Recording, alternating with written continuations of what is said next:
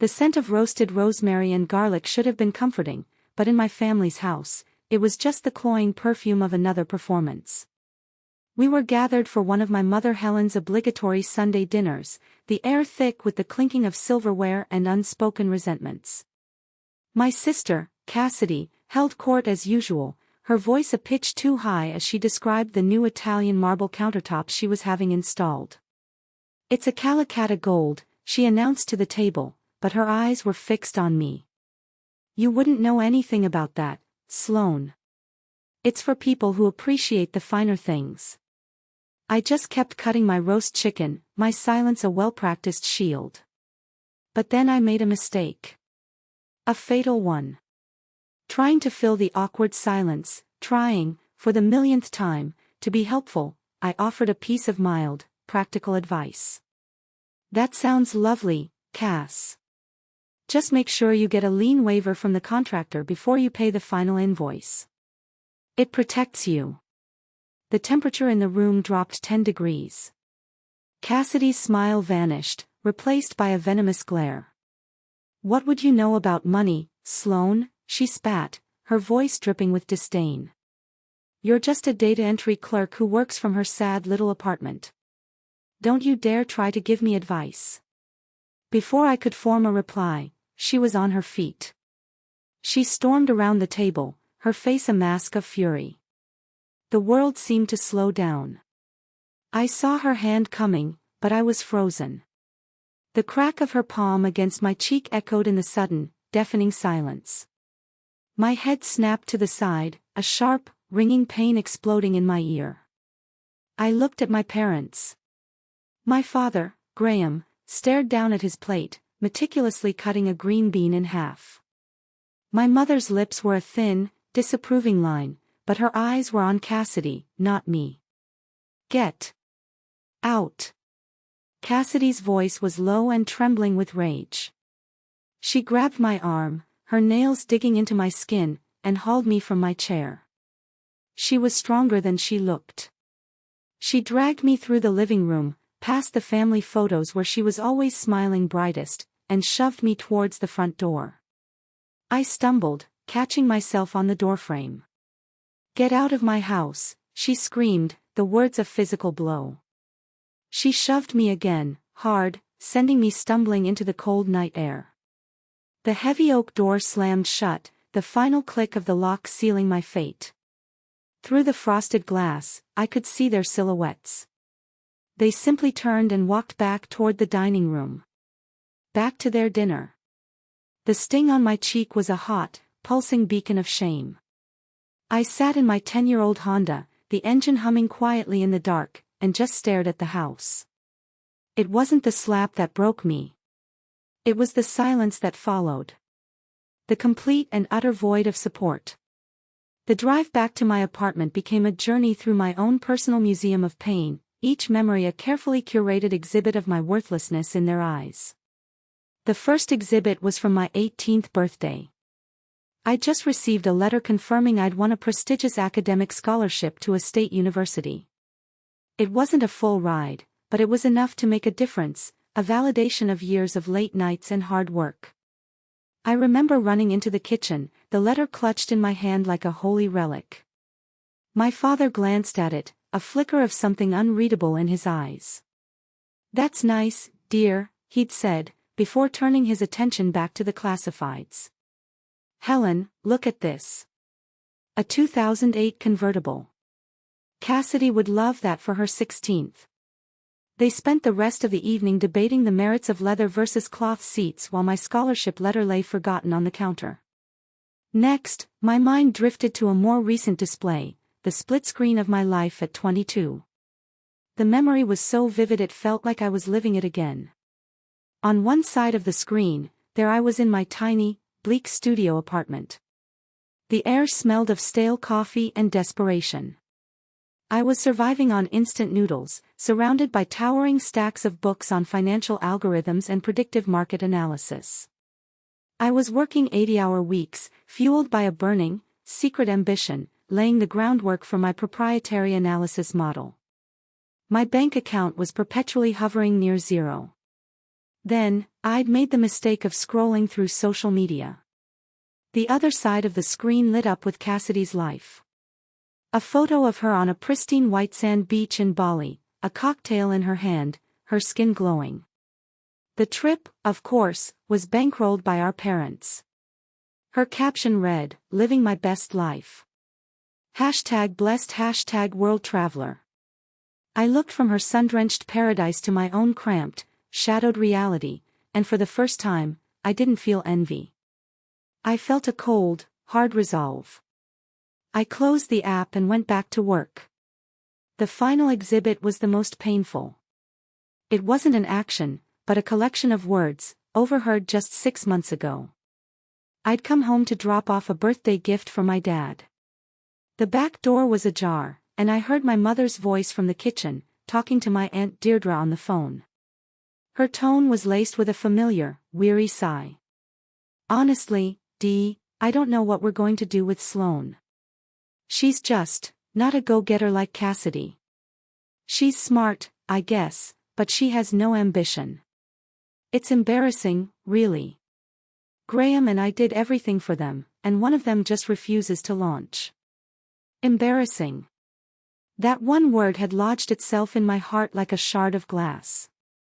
I had backed away silently, the gift still in my hand, and driven home. I never told them I'd overheard. I never told them that while they were lamenting my lack of ambition, my sad little job was the public-facing shell for a company that had just cleared its first 8 figures in assets under management. They didn't know, because they had never once asked. They had constructed a narrative of my failure, and they were comfortable living in it. The ironic contrast was almost comical. I pulled into the private, underground garage of my building, a sleek, modern high-rise in the city's most exclusive district. The uniformed valet greeted me by name. "Good evening, Ms. Vance." I took the private elevator straight to the penthouse. The doors opened into a sprawling, minimalist space with floor-to-ceiling windows that offered a panoramic view of the glittering city skyline. This was my real home. My fortress of solitude and success, built on a foundation of their indifference. I walked to my desk, a single slab of polished concrete overlooking the urban sprawl. My hand hovered over the phone, my thumb tracing the screen. My gaze fell upon a small, framed photo tucked away in a corner. It was from a family trip to a lake when I was 10 and Cassidy was 8. We were all smiling, a genuine, uncomplicated happiness radiating from the faded image. It was one of the last times I remember us all being truly happy together. For a single, painful moment, my resolve wavered. A tear, hot and unexpected, escaped and traced a path down my still stinging cheek. It was a tear for the family I wished I had, for the love I had craved and been denied. I wiped it away with the back of my hand.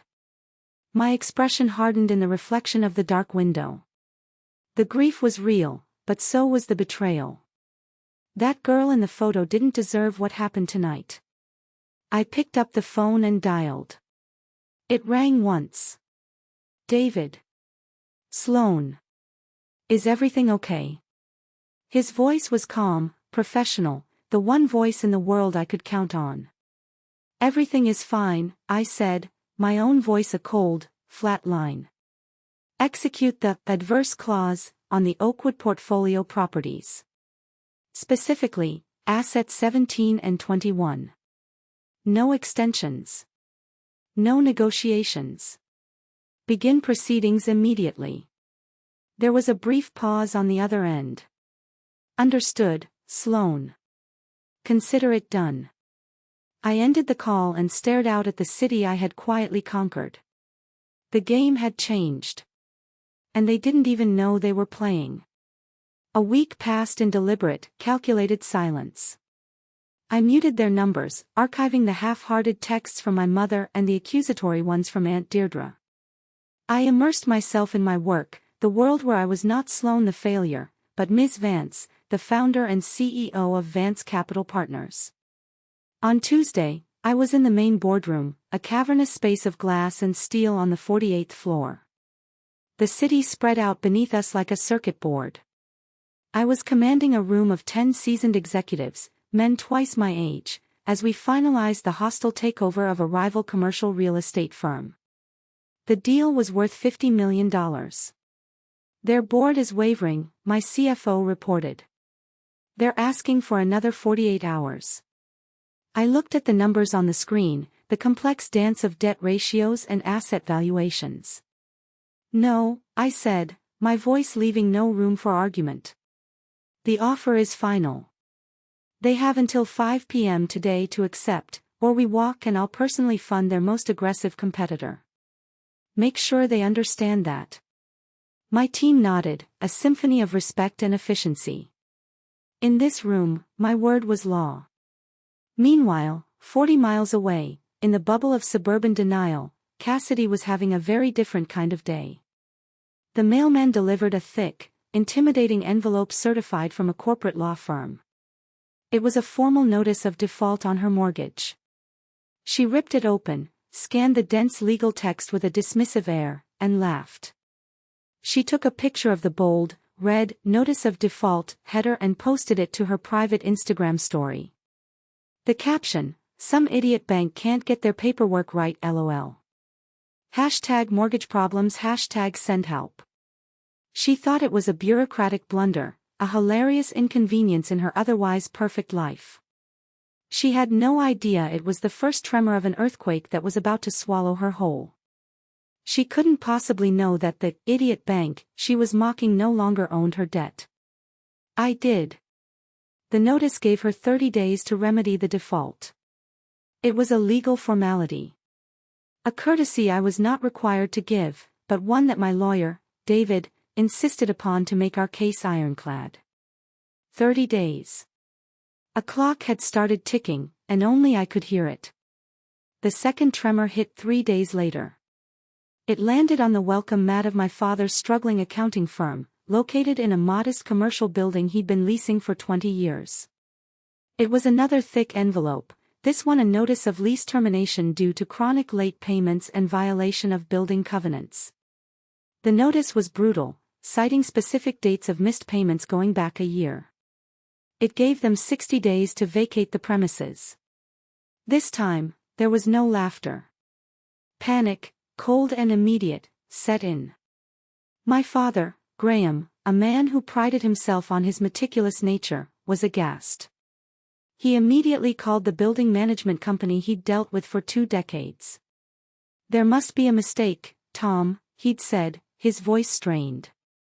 The reply came back, apologetic but firm. "I'm sorry, Graham. There's nothing I can do. We don't manage that property anymore. The entire portfolio was sold off in a private deal about 6 months ago. Some big private equity firm from the city." "What firm? What's their name?" my father demanded. "Vance Capital Partners," Tom replied. "Never heard of them before, but they've been buying up everything." The name meant nothing to them. It was just a random, corporate shield. They spent the next 2 days frantically trying to find a contact number, their calls routing to a dispassionate, automated corporate voicemail that promised a callback that never came. That's when the flying monkeys were deployed. My phone buzzed while I was reviewing the Q4 projections. It was Aunt Deirdre. I let it go to voicemail, but she immediately called back. This time, I answered, putting the call on speaker. "Sloan, honey, it's your auntie," she began, her voice syrupy with false concern. "Your mother is beside herself. And poor Cassidy. There's some terrible mix-up with their house. You know, you really should call them. Family is family." I stared at the blinking cursor on my screen. Family. The word felt like ash in my mouth. "I'm in the middle of a meeting, Aunt Deirdre," I said, my voice devoid of warmth. "But this is important. They need you. And I need to finish this report," I replied, and hung up. The action felt clean, surgical. I was cutting away the diseased parts of my life, one by one. I was choosing my present over their past. And their desperation was only just beginning. The final, decisive blow came exactly 1 week after the slap. I had timed it perfectly. The legal courtesies were over. It was time to remove all doubt. I authorized David to escalate. He dispatched court process servers, professionals who couldn't be ignored or dismissed.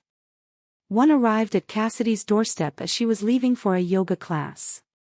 The other walked directly into my father's office, interrupting a meeting with a client. They were served. Not with warnings, but with judgments. A final notice of foreclosure for Cassidy.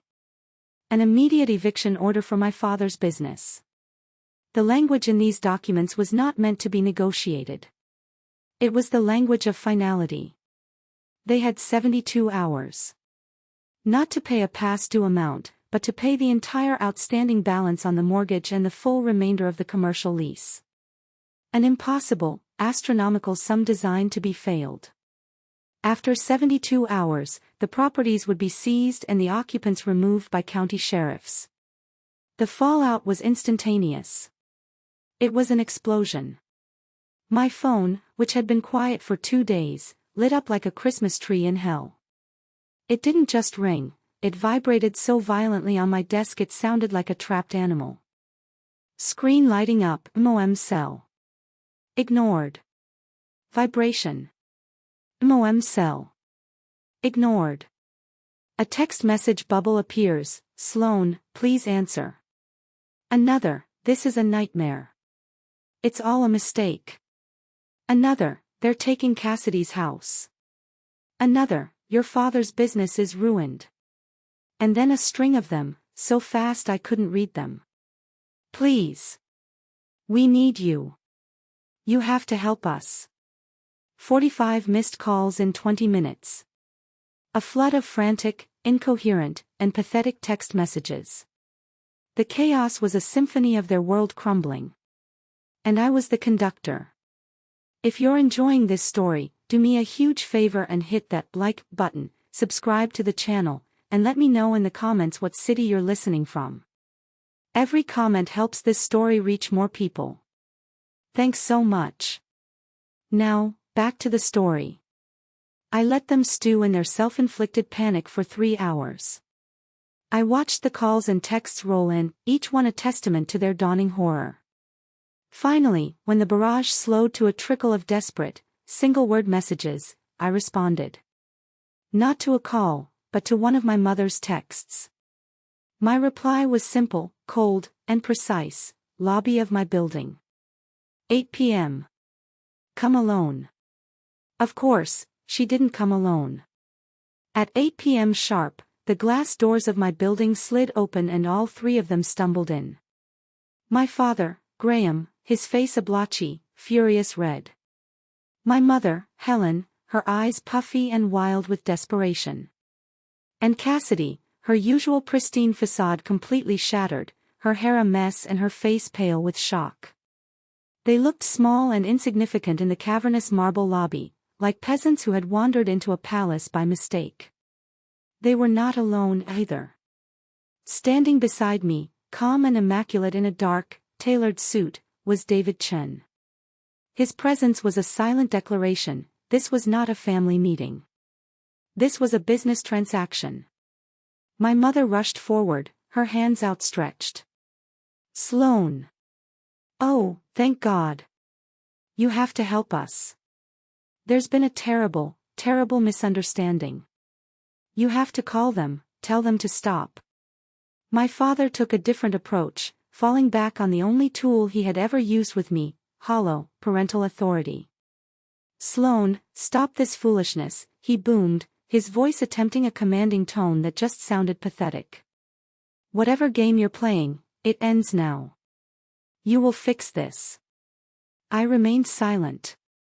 I let their words echo and die in the vast, empty space. My gaze shifted to Cassidy.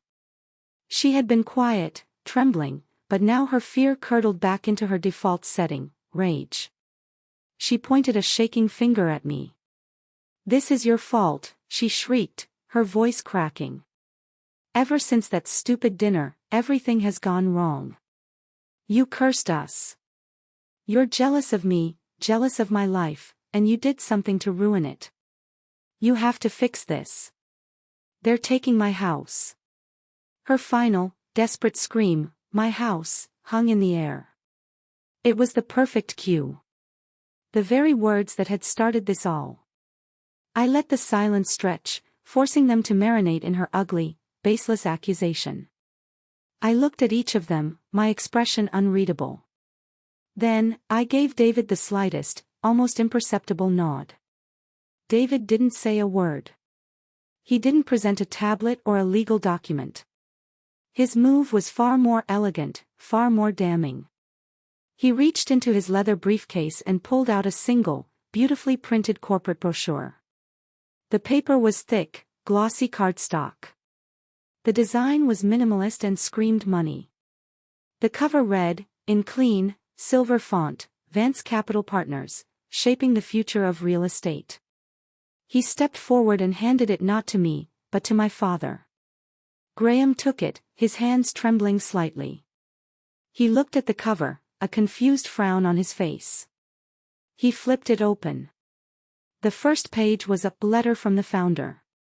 It spoke of vision, of strategic acquisitions, of identifying undervalued assets and maximizing their potential. And next to the text was a large, professionally shot photograph. It was a picture of me. Not the quiet, unassuming Sloane they knew. This was Miss Vance. My hair was styled, my makeup was flawless, and I was wearing a sharp, powerful blazer. I wasn't smiling. I was looking directly at the camera with an expression of calm, unshakable authority. The signature at the bottom of the letter was mine, bold and decisive. A choked, strangled sound escaped my mother's throat. My father's face went completely white, the blood draining from it as if he'd seen a ghost. He looked from the brochure to me, and back again, his mind refusing to process the reality in front of him. Cassidy, seeing their reactions, snatched the brochure from his hands. She stared at my picture, her mouth falling open. The denial, the confusion, the dawning, horrifying comprehension, it all played out on her face in a matter of seconds. I stepped forward. My voice was quiet, but it cut through the stunned silence of the lobby like a surgeon's scalpel. "You were right, Cassidy," I said, my eyes locked on hers. "You told me to get out of your house." I let the words hang in the air for a beat. "I'm just here to take back mine." The words landed with the force of a physical demolition. For a moment, there was nothing but absolute, profound silence. The only sound was the gentle hum of the building's ventilation system. Then, the shattering began. It started with Cassidy. The brochure slipped from her numb fingers and fluttered to the marble floor. The color drained from her face, leaving a pasty, sickly white. Her eyes, wide with disbelief, were locked on mine. She opened her mouth, but no sound came out. She took a half step back, her body swaying, and slid down the cool marble wall until she was crumpled on the floor. All the fire, all the arrogance, all the cruel confidence was gone, leaving behind a hollowed-out shell. My father, Graham, made a noise, a harsh, guttural sound, like he'd been punched in the gut. His face, which had been white, was now turning a blotchy, apoplectic red. He was a man whose entire identity was built on being the patriarch, the provider, the one in charge. In one single moment, that identity had been obliterated. He wasn't just powerless, he was a tenant in his own daughter's empire. His fury was the last gasp of a dying authority. He looked at me, not with the anger of a father, but with the terrified rage of a cornered animal. My mother, Helen, was the last to break. She just stood there, shaking her head from side to side, her hands fluttering uselessly at her sides. "No," she whispered, the word a soft, pathetic plea against an unchangeable reality. "No, no, that's not possible. Sloane, how could you?" The tears finally came, but they weren't tears of remorse or sadness. They were the hot, bitter tears of horrifying realization. The tears of a woman who had bet on the wrong daughter, who had worshipped a life of superficial success only to find out it was built on a foundation owned by the child she had written off as an embarrassment. Her sobs were for herself, for the monumental, life-altering miscalculation she had made. They had built their world on the bedrock of my failure, and I had just revealed that bedrock was sand. How could I? I repeated her question, my voice flat, devoid of the emotion that was raging within them. I looked at my mother, at the woman who had given me life and then spent the next 28 years making me feel small for living it. You had 26 years, Helen, I said, using her first name for the first time in my life. The shift was subtle but seismic. I was no longer her child. I was her landlord. You had 26 years to ask me about my life. You had 26 years to show a flicker of interest, to offer a word of encouragement. You had 26 years to ask yourselves how you could treat your own daughter the way you treated me. I let my gaze sweep over all three of them. My father, sputtering with impotent rage. My sister, a broken doll on the floor. My mother, sobbing for her own shattered illusions. You didn't, I concluded. And now, your time is up. The foreclosure and the eviction will proceed as scheduled. David will show you out. Without another word, I turned my back on the wreckage of my family and walked toward the private elevator. I didn't look back. I didn't need to. I could feel their stunned, hateful stares on my back. The elevator doors slid shut, their polished chrome reflecting my calm, resolute face for a brief moment before whisking me away. Up in my apartment, I stood before the vast window, looking out at the endless constellation of city lights. Each light was a story, a dream, a life. I had fought for mine in silence, and now, my victory was silent, too. It wasn't the triumphant, joyful moment I might have once dreamed of. It was just, quiet. It was justice, but it was a somber and solitary justice. I had won. But the price was a family that was now, truly and irrevocably, gone. I used the success they never believed I could achieve to take away the false success they worshipped. It was justice, but it cost me a family. So, Reddit, tell me, was it worth it? Thanks for listening to the entire story. If you made it this far, please consider hitting that subscribe button and turning on notifications so you don't miss the next one. Your support means the world. See you in the comments.